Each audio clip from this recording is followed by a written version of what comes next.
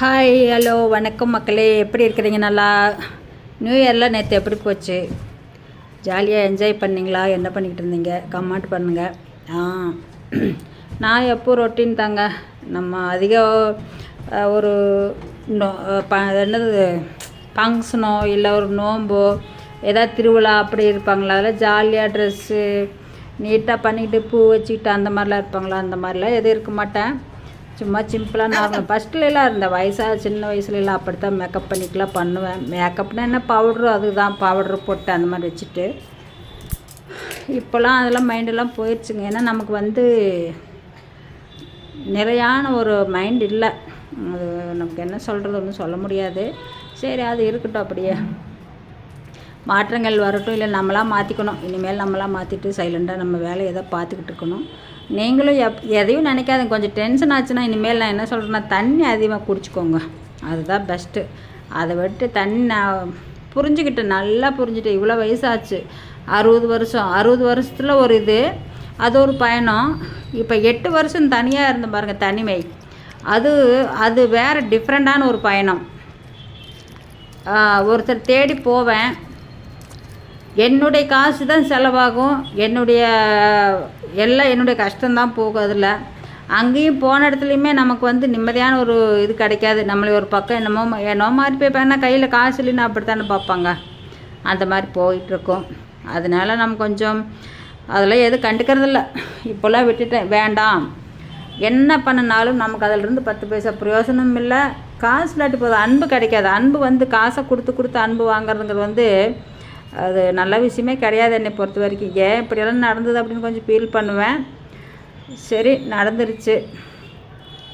ஒரே கல்லில் 2 மாங்காய் அப்படின்னா என்னுடைய வீடியோ தாங்க. கோலத்துக்கு மியூசிக் கொடுக்காம கோலமும் பார்த்துக்குவீங்க, நான் சொல்கிறதையும் கேட்டுக்குவீங்க. ரெண்டும் சூப்பராக இருக்குதா? என்ன பண்ணுறது, அந்த மாதிரி பார்த்துக்கோங்க. கடவுளை என்னை அப்படி தான் சொல்லிட்டாரு. வேறு வழி இல்லை. பரவாயில்ல, கேட்டுக்குங்க, ரெண்டும் கேட்டுக்கலாம்ல. அதனால் எல்லாம் சுற்றி ரொம்ப போராடினேன். ஒரு 8 வருஷமாவில் தனிமையாக இருக்கக்கூடாது அப்படிங்கிறதுனால ரொம்ப போராடினேன். ரொம்ப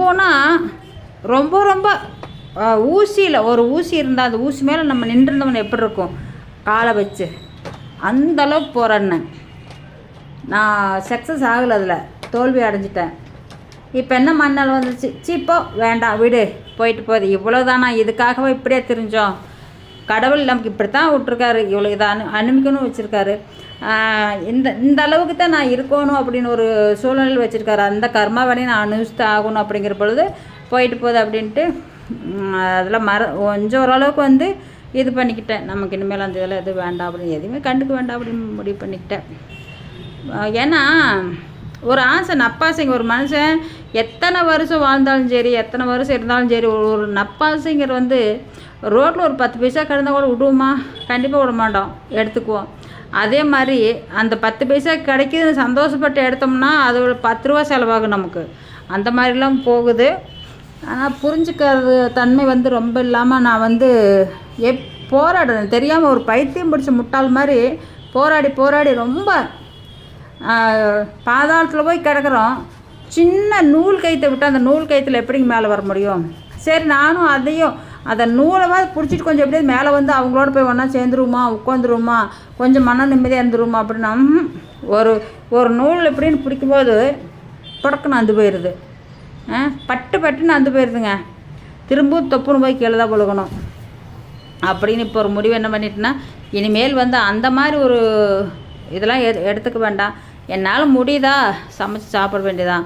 முடியாத டயத்தில் முடிய வரைக்கும் நம்மளால் தெம்பு இருக்க வரைக்கும் நம்மளாம் பண்ணி சாப்பிடுவோம். ரொம்ப முடியாத கட்டத்தில் நம்மளாம் ஏதாவது பண்ணிக்கணும். யாருக்கிட்டும் போய் என்னை பாருமா உடஞ்சிடல, ஐயோ அப்பா அம்மாலாம் போய் கேட்கவே கூடாது. நான்லாம் எங்கள் அப்பாங்க அம்மாலாம் சூப்பராக பார்த்தேன். அந்த குறை வைக்கல. 2 அம்மாவுக்கும் அப்பாவுக்கும் சரி, நான் எந்த குறையும் வச்சுக்கல. நான் பார்க்க வேண்டிய கடமைகள் நான் பார்த்துட்டேன். எனக்கு அதனால் திருப்தி தான் அப்பா அம்மா போனது. ஆனால் இப்போ இருக்கிறதுக்கெலாம் அப்படி இல்லை.